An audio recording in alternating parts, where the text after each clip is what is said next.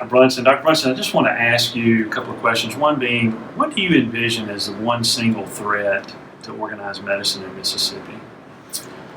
Um, I would have to say the single most important threat is apathy.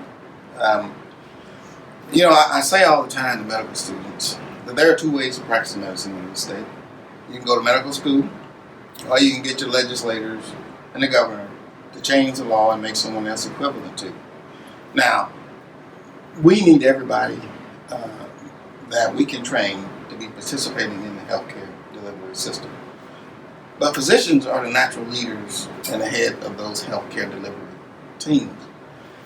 Now, as we continue to see these scope battles go on, and other people pushing their legislators to change the law and make another group equivalent to physicians without necessarily having to go through the same training, putting in the same amount of clinical time to get to that point.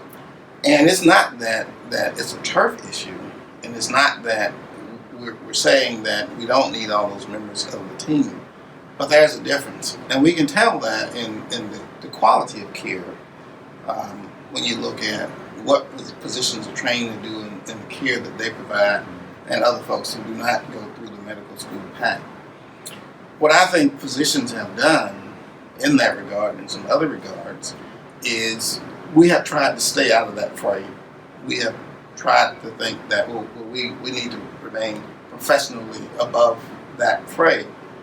But the thing I would say is that we have to be involved. We cannot be apathetic about that. We cannot sit back because the system will change.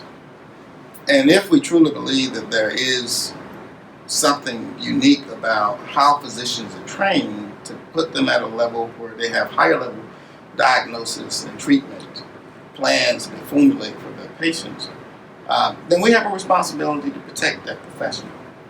And I think either sitting back and not wanting to engage in what we might call politics, or just being apathetic and not paying attention to it at all, I believe is a significant threat. And that threat grows every year. And this year won't be any different. And so physicians cannot be apathetic. They have to engage. We have to have their voices lending to the chorus of saying just why it is so important that physicians lead their healthcare team, and that medical care that's provided by physicians in a professional and in an organized manner makes a difference. It makes a difference to Mississippians who want to be reassured that when they go in to see their physician, that they're going in and they're going to get the best of care, they're going to get quality care, and that we're going to do something to make medicine and healthcare better in the state. But the other thing that we have to do is we can't just sit back and talk about, well, the system is not where it ought to be, it's not as good as we need it to be.